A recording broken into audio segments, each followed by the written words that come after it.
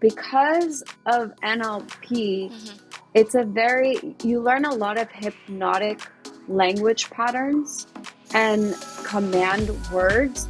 And so when we're writing, we make sure to install those command words in the copy of what we're writing. When we're talking about using conscious use of language, what is going on is you are literally listening to the person that is speaking to you and listening to different things that they're using inside their vocabulary and actually using that yourself. And that person immediately feels more connected with you because from an unconscious perspective, they feel heard. Hey folks, welcome to another episode of Epiphany Off the Cuff. My name is Rick Meekins. I'm going to be your host today, and I'm joined by our lovely host, Hazel. Hazel, how are you today? I am doing very good. Just had my cup of macchiato today, so all the dopamine in my mind is such a treat. Is that hot or cold? It's cold. It's ice cold here. Speaking of dopamine, so very excited to hear from our power couple today and talk more about the psychology of marketing. Yes, absolutely. And people, right? Yeah. Tara and Sean, welcome to the show. How are you today? We're doing great. Yeah, we're doing well. Thanks for having us. Absolutely, yeah. Absolutely. We're excited to get this conversation started. Now, you guys are in California, and you guys are where would you find you? North, south, central? South. Very south. San Diego, actually. San Diego. Mm-hmm. All I can hear is beach. Beautiful beach. Is that? Absolutely. We literally live like 5 minutes away from the beach. You know, one thing about San Diego that a lot of people don't really know is we call it May gray and June gloom. We have this really interesting microclimate here where the majority of the day for those 2 months is overcast, right? Yeah, hence the jackets in May. But after that, it's like pretty much perfect year round for the most part. So, you know, we're blessed to be here. I grew up here, and so, you know, it's she's been trying to pull me away for a little bit, but you know, she's still working on that for the most part. I hate that you guys have to suffer through that. That must be awful, you know? I know. A lot of pressure and stuff, you know? That's so funny. I'm more awesome. I'm more of a warm weather person, so I thought, hey, let's move to San Diego. It's going to be sunny in the summertime, and I'm like, this is not sunny. It's not summer. That's all I have to say about it. It's not summer yet. So, oh man, I hear you. How's the weather out there, Hazel? You guys are in the rainy season out in the Philippines, right? Yeah, we sure are. So it's been raining here like almost every day for some reason, and we are called like the sunny country all over the world. So it's a nice change, right? Yeah, I hear you. Here in Atlanta, it's starting to get warm again. We've had some 90-degree weather. I guess last week. We're getting ready to get back into it in the next week or so. So, anywho, you guys, again, thank you so much for being on the show. If you're watching the show, if you're listening, don't forget to like and subscribe. Hit the notification bell so that you can catch the next episodes as they come up. So we're excited to have you. We're excited to have you guys on the show, and we're going to be talking today about NLP. Do you guys want to give us a high level on that, and then we can dig into it a little bit more? Because I know NLP isn't something that everybody knows a ton of stuff about, but give us a high level on that. So NLP stands for neuro-linguistic programming. So that's a big word, man. Pretty big words. Yeah. And so basically, what that means is we use language such that we can communicate with your unconscious mind, change what's going on in neurology, and program it such that you get what you're looking for and achieve the goals and the results that you want in your life. It basically teaches you how you think and how others think. That's, in a nutshell, what NLP is. Mm-hmm. Okay, now, I guess for us, most of our audience is going to be people that are business owners, they're entrepreneurs, and so for application, what could this look like, or what might this look like in the life of an entrepreneur, or in a business, or something? How can they really benefit from learning how NLP would work? I kind of like to look at it in kind of two different sections, right?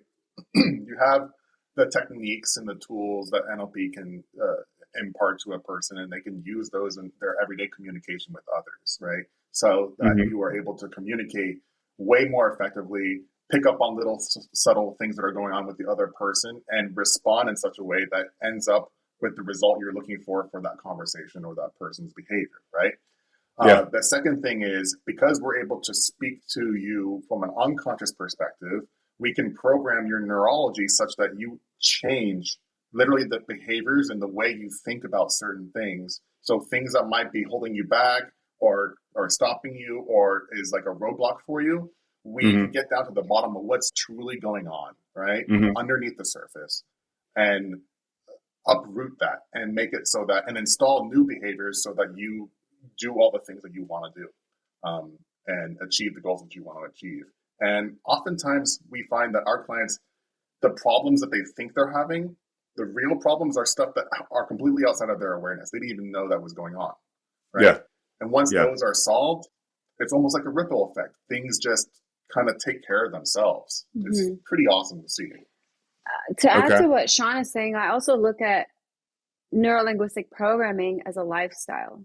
So Interesting. in NLP, you learn the presuppositions of NLP. You learn, being at cause. You learn that perception is projection. You learn, and we'll dive into that because I really wanted to frame this more at being at cause versus at the effect of things.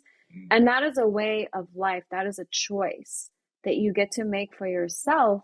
And when you're being at the effect of your environment, you're actually being that victim mode. So as an entrepreneur or as a business owner, oftentimes you can allow your environment to make decisions for you unconsciously. Mm-hmm. So like, let's say you're launching a program and the launch doesn't go the way you want it to go. And so you start to look at like, okay, well, what happened? What went wrong? And then you start pointing fingers and blaming others for not completing a task, or blame, other factors like, oh, I don't have enough following to make this launch happen. But we know that marketing is there to help you grow that following, right? Mm-hmm. And so whatever you put out, if you have this conviction that you're taking full responsibility for it, you're being at cause for the outcomes and looking at it as feedback rather than failure, then you know that you're moving the needle in the right direction. Because, as entrepreneurs and business owners, we know that our first marketing tactic or strategy that we're going to push out may or may not work. And we can't let that bog us down. And so when you're being at cause for a failure of a launch, you're taking that feedback, implementing to make the next launch even better and better and better and better. And that's just a small little aspect of, a perfect little example of what we do can help and what NLP can do for you. So it sounds like it kind of feeds into that saying when people say, you win or you learn, when something happens. So, I guess that would be the practical application of that. It's like the marketing didn't go the way that I wanted it to, but I learned how to do it better next time. I learned, where we could have, I don't know, changed the messaging or the imagery or the vehicle or, whatever it is. So taking ownership, I like that. I like that. I can see that as really, obviously it's going to be very practical for the leaders that are listening to the show. Cool. Yeah. Cool. And it's not just applied in business, it's applied in all areas of your life. Yeah. So we're talking relationships, we're talking with family, in your health and fitness, because we truly believe like how you do one thing is how you do everything. And you may not be consciously aware that how you're doing something in your business is ripple affecting into or domino affecting into your all other areas of your life. But if you take a seat back and self-reflect, you're like, oh, wow, I actually do this in my business. I actually do this in my health and fitness. I actually do this in my spirituality, in family, relationships. It all connects. It all connects. Yeah.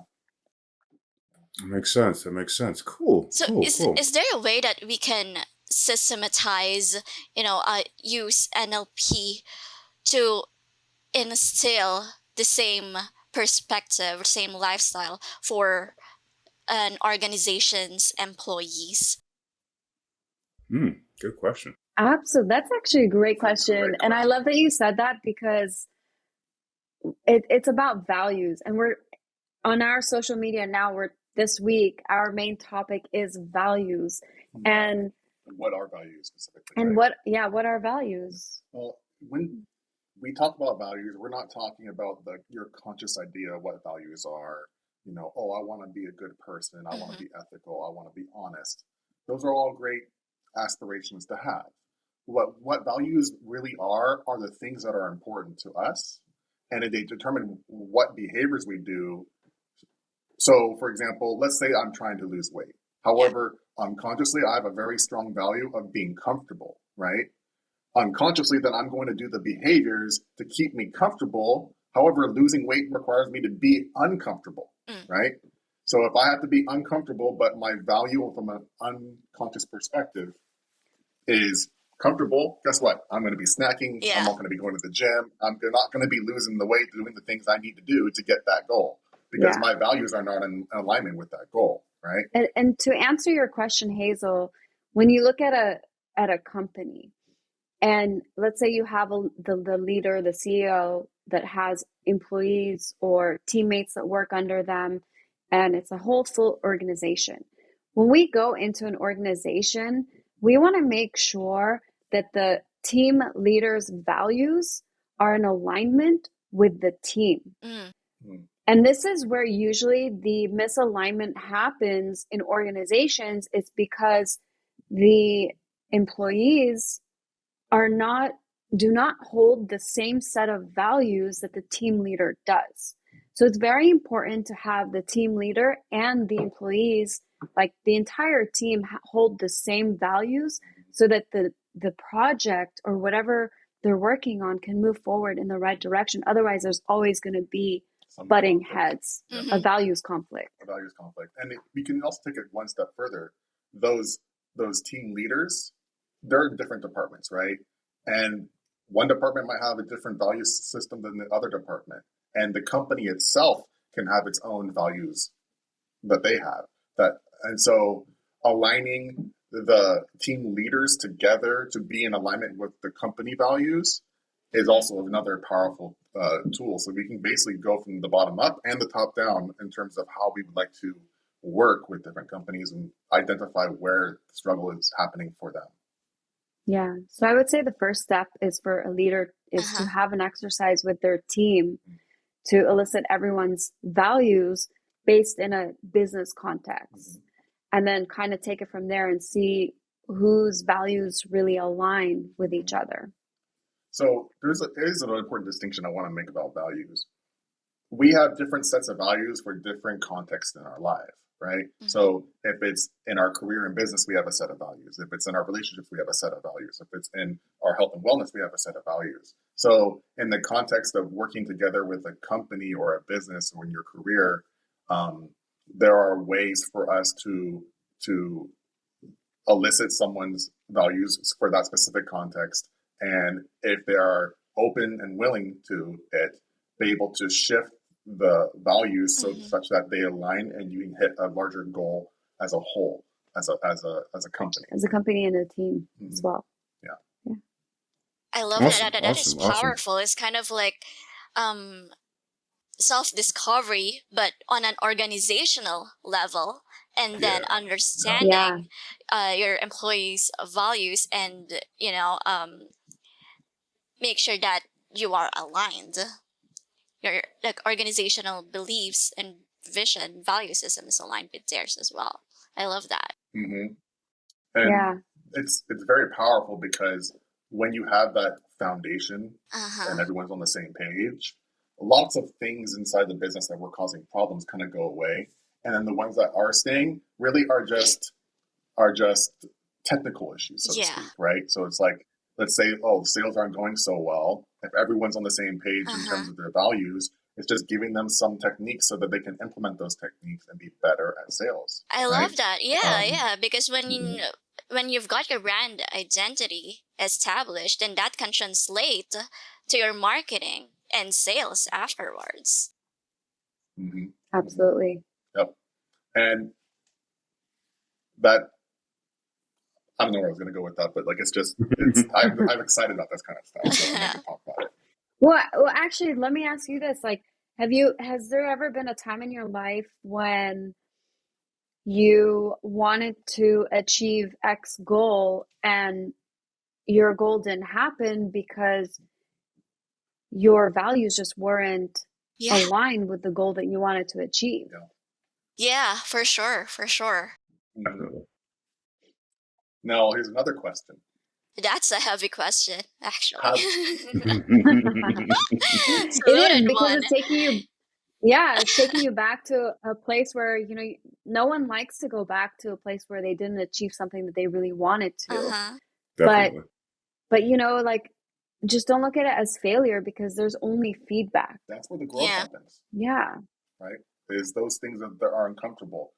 Anything that we want, everything that we want is outside of our comfort zone, right? Mm-hmm. So you have to get uncomfortable to get the growth. Mm-hmm. Yeah, I mean, Definitely. everything Definitely. serves, so once you understand that everything serves, every problem, every challenge, every experience, everything that you've gone through has merit, and solidifies the foundation that you're going for, then Mm. you'll be able to get over that hump. I love that. Yeah. Yeah. So let's talk about marketing and sales. So to your point earlier, NLP also can be applied to speaking, communicating with an organization's audience. Can you tell us more about that? Yeah. So, I mean, we're not marketers per se, but we can talk about based on the work that we have been doing, and Psychology of communication. the psychology of how you communicate with someone is really important. And from what we're learning in marketing, again, we're not marketers, so this is just, information that Yeah. we've got from, the OG of marketers, and from what we've learned in our business, is that it's really important to have clarity around your messaging. Uh-huh. And that messaging in particular needs to be targeted towards one person that's your dream client or your ideal client.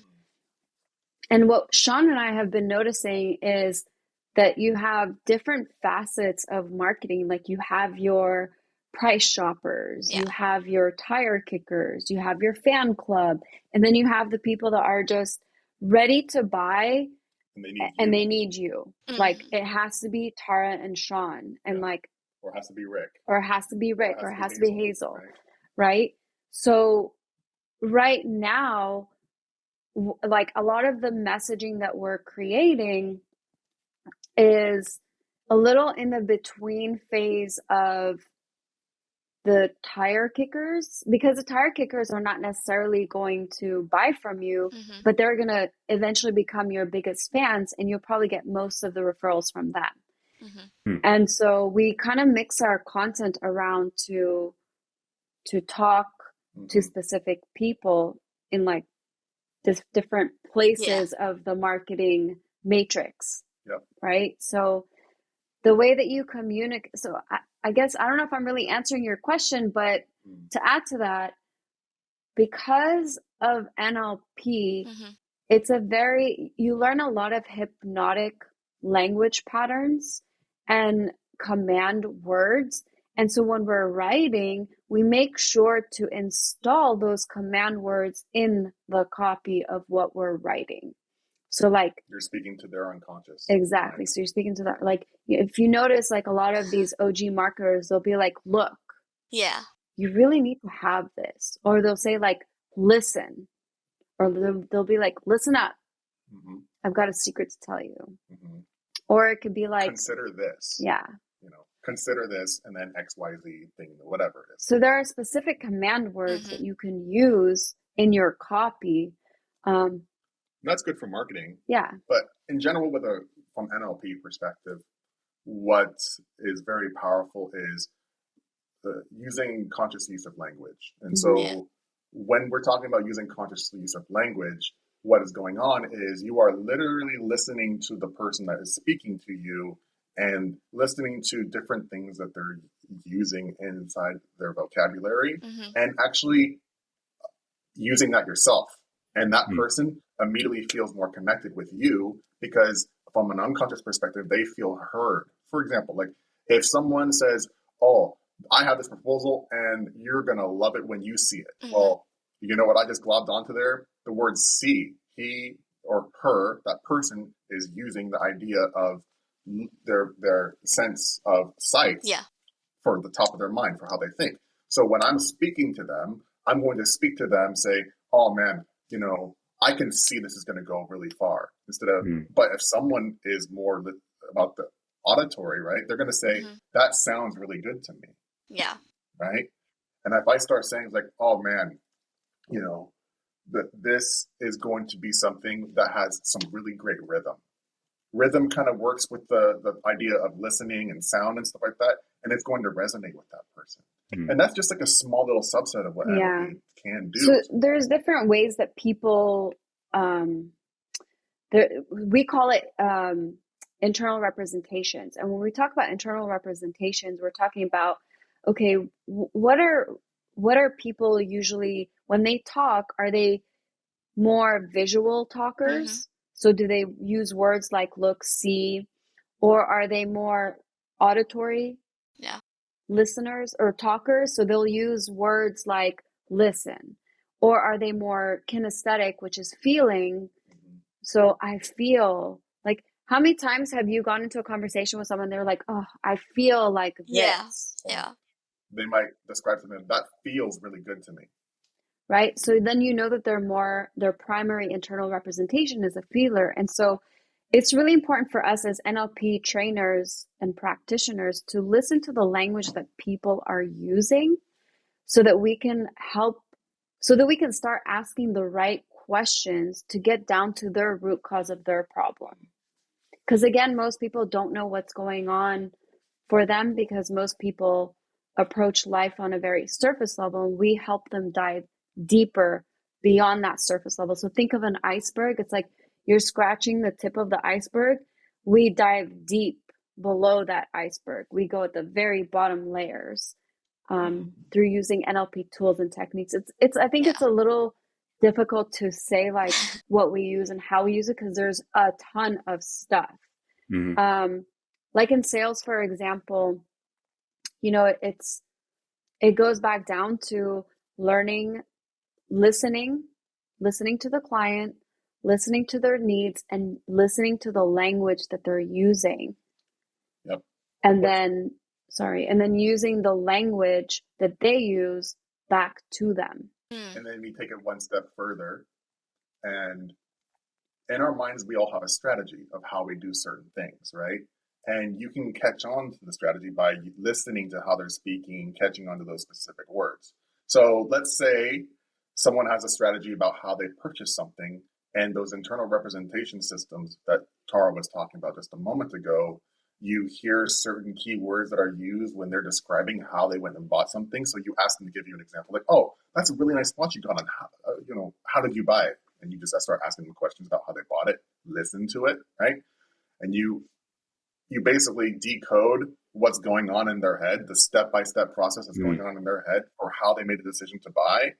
And so as a business person in sales, you can literally make a proposal that follows how that happened in their head. So if it was look, hear, and feel, and then they thought about something, and you gave them a proposal that's speaking in those kinds of ways in that order, that person is going to be much more receptive to that proposal just because it's being said to them in a way that works for them. Yeah. And I kind of like to use the example, like, have you ever done the same proposal to one person and another person, the exact same thing, the exact same way, and it worked for this person, but it didn't work for this person? Why is that? It's because you got lucky and accidentally used this person's strategy, but you didn't use this person's strategy, right? They were much more receptive to it. Absolutely. I love that. That is so very Wow, that's brilliant. interesting because, what you're saying, it's this phenomenon. It's sort of something that we know about, something that we observe. Like Yeah. we get this person's interest, we strike a chord, and they open up, and we don't really know why.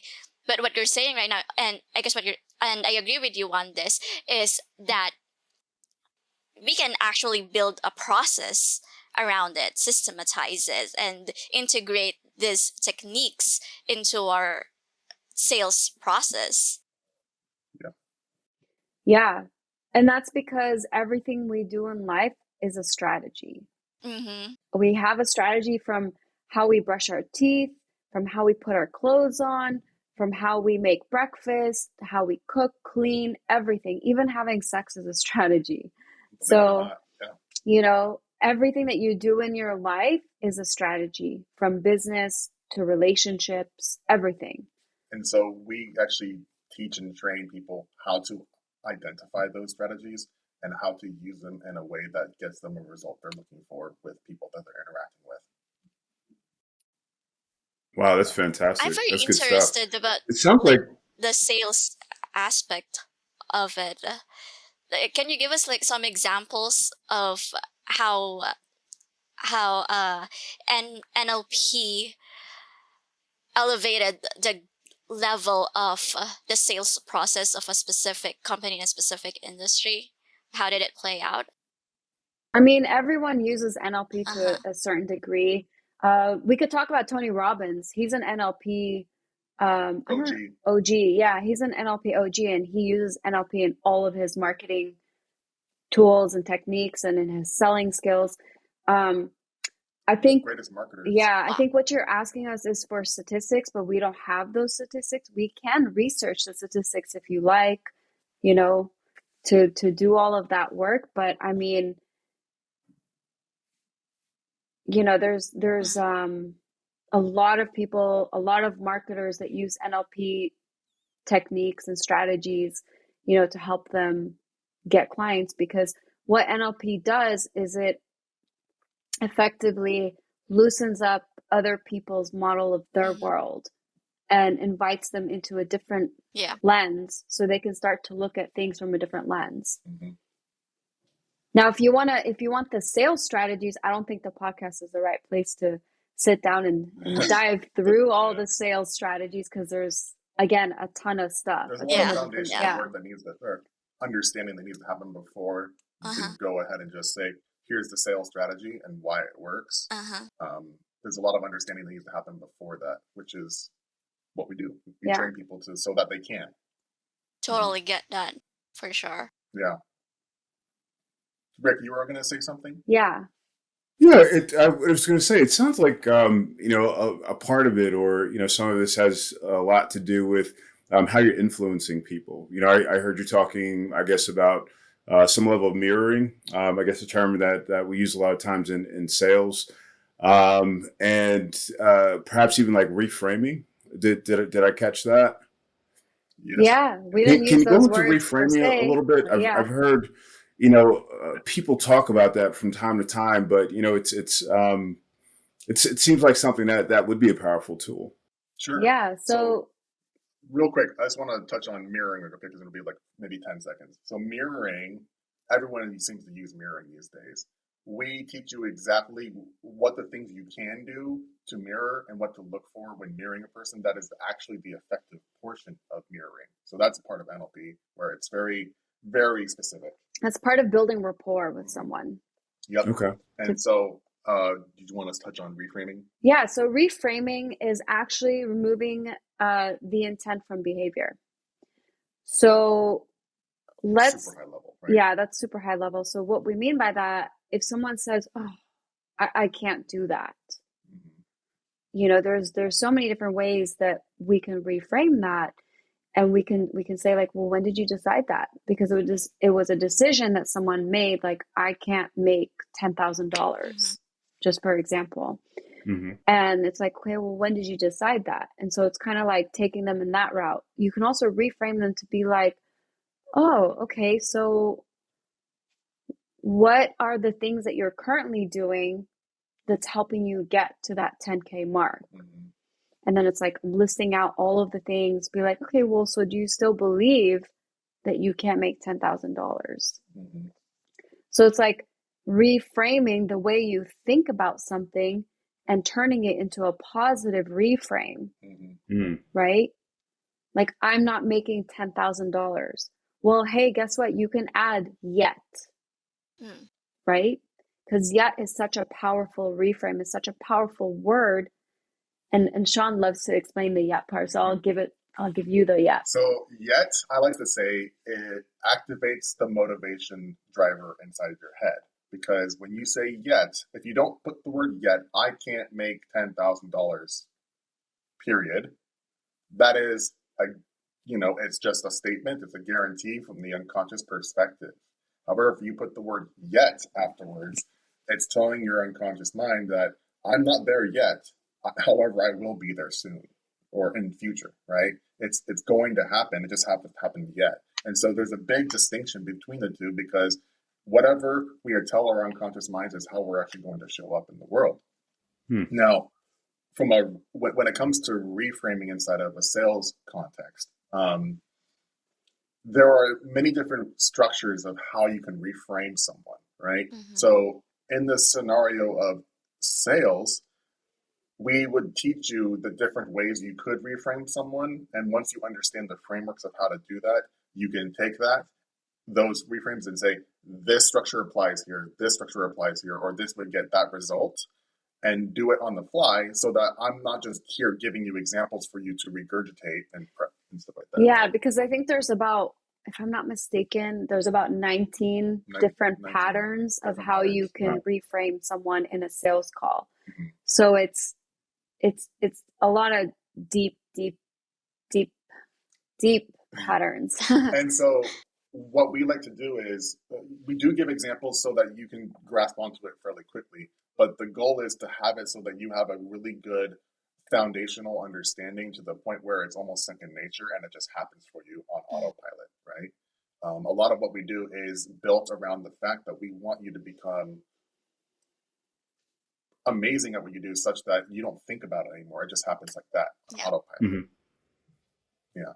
Wow. That's really deep stuff. That's really deep. Another technique I heard was called flow state. Tell us about that. So I don't know if flow state is necessarily NLP, but I think, are you talking about what's his name? He's like the main guy for flow state, but like getting into a state of being. Well, in NLP, it's a state of being. When we say state of being, it's like putting yourself into like, obviously we never want to go into a negative state of being. You want to be in a positive state of being. So it's like, for example, motivated. That's a state of being. So how do you get yourself into a state of motivation? And we actually have resources and tools that we use, which is called anchoring. One of the tools, anchoring. And so we actually anchor the state of motivation neurologically into your knuckle. So when you gotta tell us more about that. That's basically, tell us more. It sounds magic. If I could press a button and make it so that you just instantly go into motivation mode, right? Oh, that's wild. We have a technique such that you push on a knuckle. We always do it here because it's very precise. It's hard to mistakenly just hit this, right? So that you push on this, and what fires off in your head neurologically sends you into motivation, so you feel motivated instantly. So that's one of the ways to do that. Yeah. And when I guess when we talk about flow state, when I talk about flow state, when I feel flow state, Tara and I like to call it deep congruence, right? And so when you're in deep congruence, everything just happens naturally for you. It just happens on autopilot. It feels effortless. All the things that you want for yourself just happens effortlessly, because you are living and this flow state, what we call deep congruence, such that all your values, all your goals, all your behaviors is happening exactly how they need to happen for you. Yeah. And there's nothing about you that's actually fighting that. Because oftentimes, almost everybody has something that's internal, some kind of internal conflict. They might be super successful financially, but they feel dead inside because, frankly, there's something going on that's an incongruence there. And so when you're in deep congruence, you're in that flow state where you're like, I'm not burnt out. I'm not frustrated. I'm not unfulfilled. I am. It's like you've just unlocked this hidden potential that you knew you've had all along. And all of a sudden you're just this being that's magnetic, that's unrivaled and inevitable, that everything that you're doing, you just have this total confidence, certainty, and clarity that you're going to make that happen. You're going to make that goal happen, and it happens. Yep. Like it's already happened. It's no longer just a fantasy. It becomes inevitable. Yeah. Point. Like that vision you have is just, it makes you so unstoppable. And that's what flow state is for us. We actually, our messaging is deep congruence. Like that's our flow state. And what's interesting about that, it's not something that you can straight up just, do these little things and it happens for you. Getting into a level of deep congruence or a flow state that everyone talks about, where those people are taking massive action and they're getting massive results, it requires deep work. It requires you to get past the stuff that's going on that's blocking you from being the real you, being the best you. Yeah, blocks that you never knew that you had. So deep that like it operates on a level that it just is completely invisible to you as a person. Yeah, and here's the thing, like a lot of people do the work consciously, right? They try to do the changes, they add these tasking, try to create their different habits to change their behaviors. But all change, all learning, and all behavior happens on an unconscious level. So if you're not doing the work on an unconscious level, then it's going to be very difficult to continue down that path of habit changes, which is why a lot of people, and I go back to, health and fitness because it's very easy to talk about, but which is why a lot of people, when they go and they say, I want to lose weight, and they'll do this crazy program for like 3 months or whatever it is, and then they'll revert back to their old habits, is because they didn't do the work unconsciously. Yeah. They did it all consciously. They are actively, constantly thinking about it, and they can get those results short term, but then they revert back to the stuff that's going on autopilot inside the back of their minds. So the best way to get into flow state and get significant results that are lasting and lasting change is to do the work from an unconscious perspective. I love that. So how does that happen? I mean, it's, obviously it doesn't seem like it's something that is just, you pick up a book, I guess. I don't know.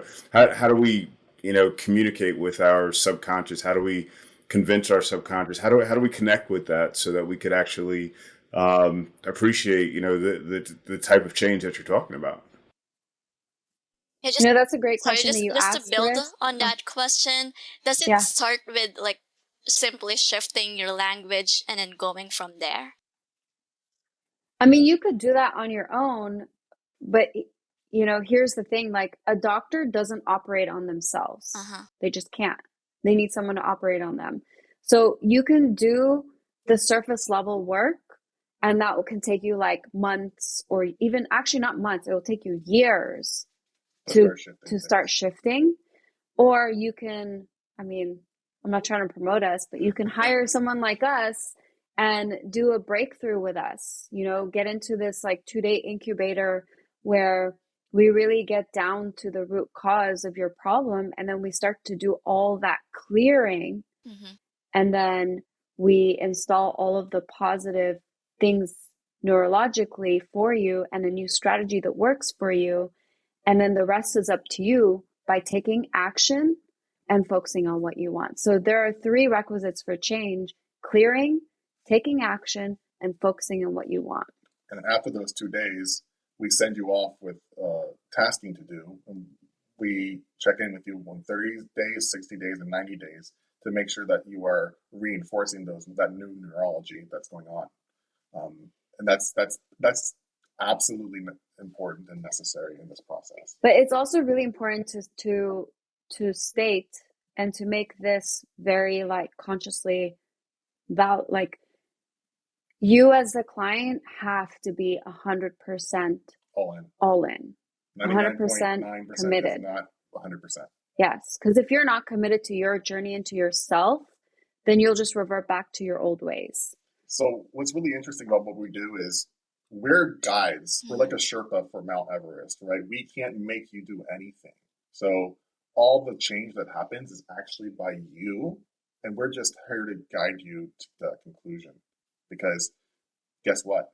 Your unconscious mind and you are the best person that knows that best for yourself, right? And so you have to be 100% all in, because if you're not, then nothing that we do is going to get you past, that cognitive barrier that you've set up for yourself to do the work, to get through what you need to get through to get the results you're looking for. And I'll add this, if you want one tip that you could start doing today is be responsible, be at cause for everything that's happening for you in your life. For you in your life. Mm-hmm. Ask yourself this question. For what purpose did X, Y, and Z, whatever the thing is, happen to me? For what higher purpose is this going on in my life?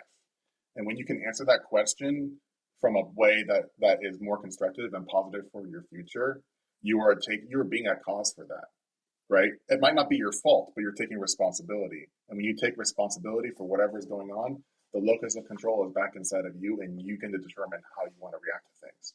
It's really powerful. React or take action. Or take action. I prefer the take action part versus the react.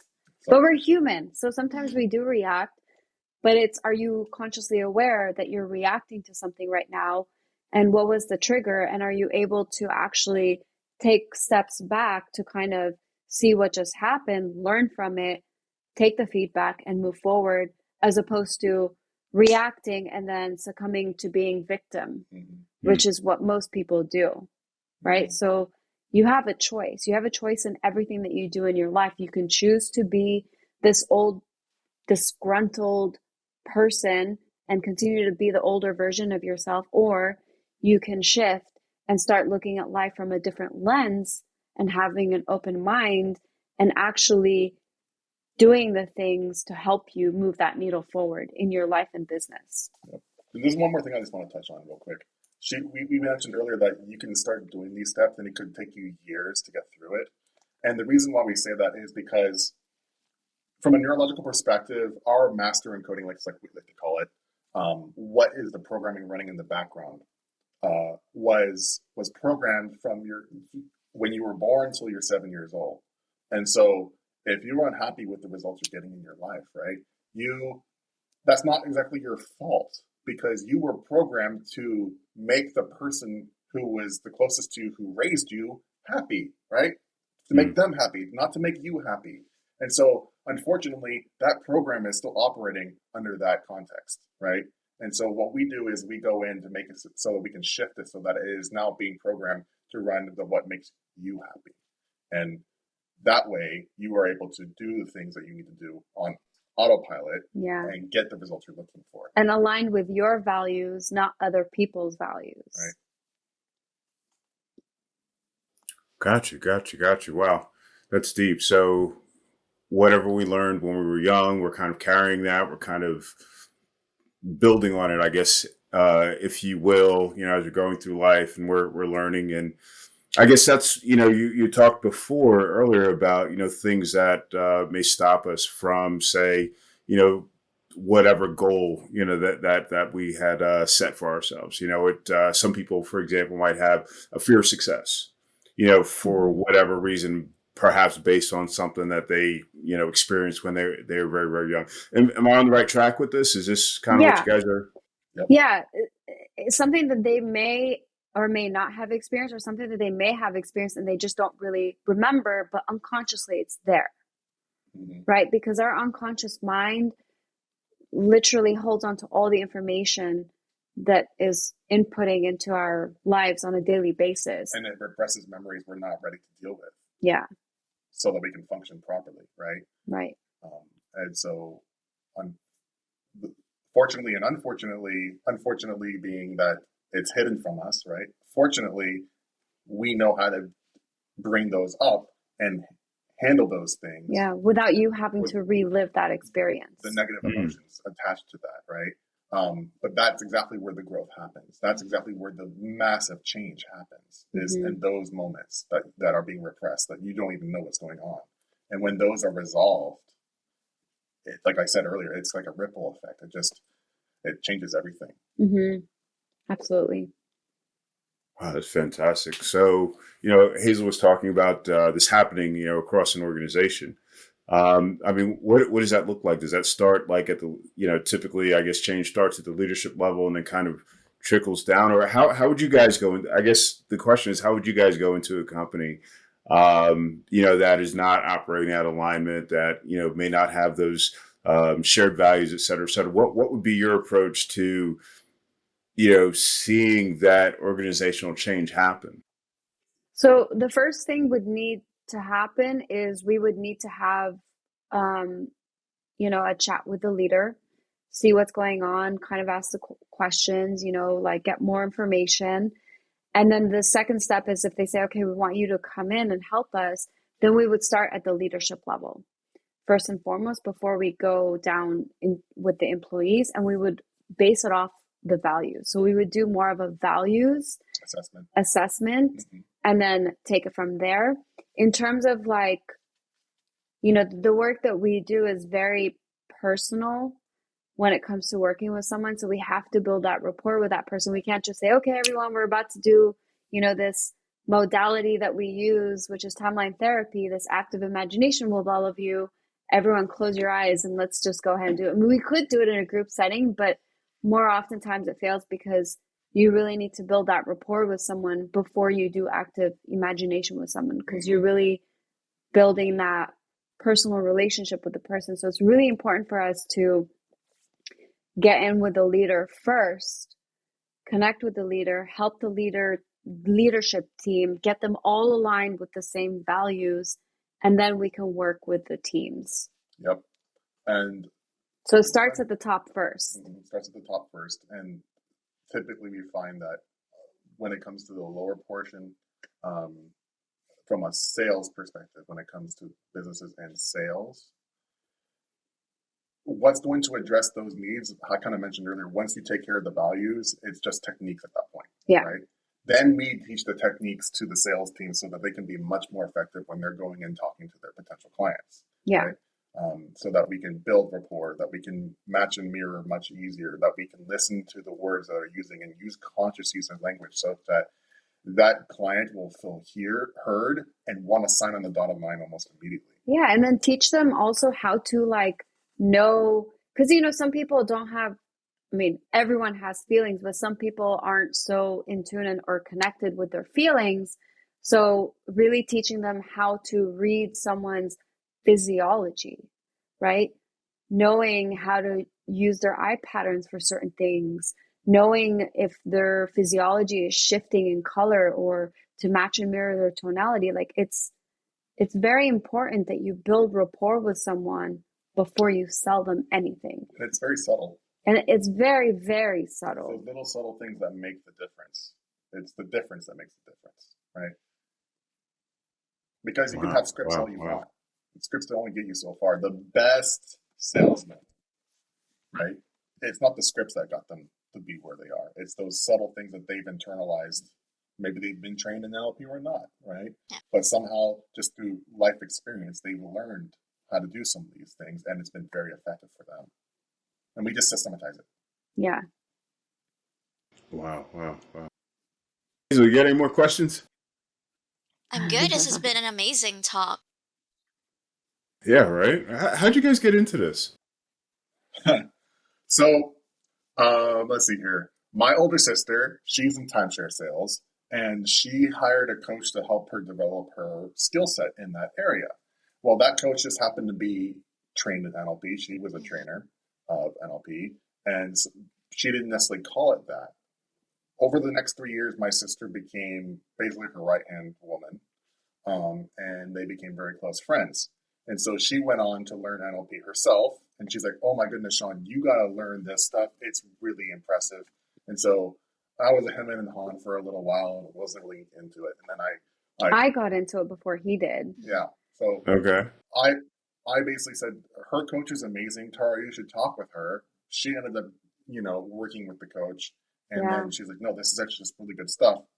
And then an opportunity came up for us to do the trainings together. And she's like, we really need to do it. And we went in. And on a positive note, it was, positive note, silver lining. I always look at the silver lining. I think COVID was the best thing that ever happened from like a personal growth and development side for both of us.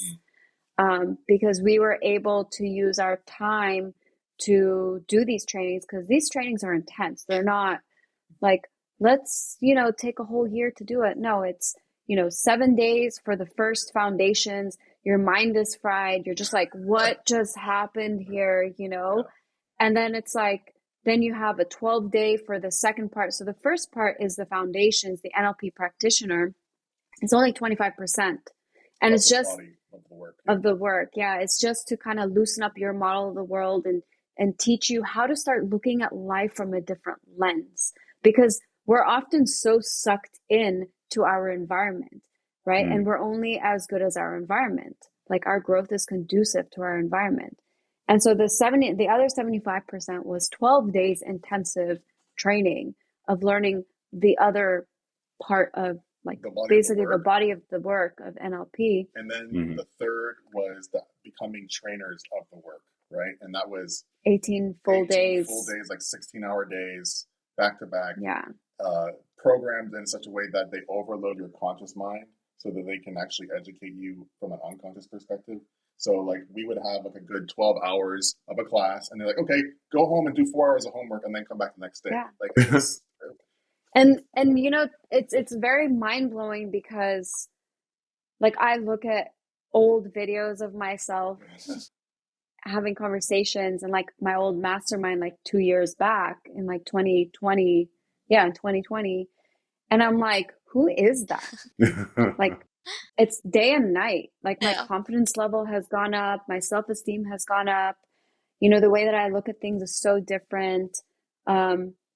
I no longer allow myself to be at the effect of my environment. And it really just shifts something in you, that it's like the quantum physics, like anything is possible 100% of the time.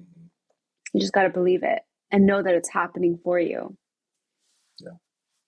Wow. That's amazing. That's amazing. I'm sure we could probably talk for hours more about NLP. I know you guys just like really just touched the surface. We thank you so much for it and for being on the show.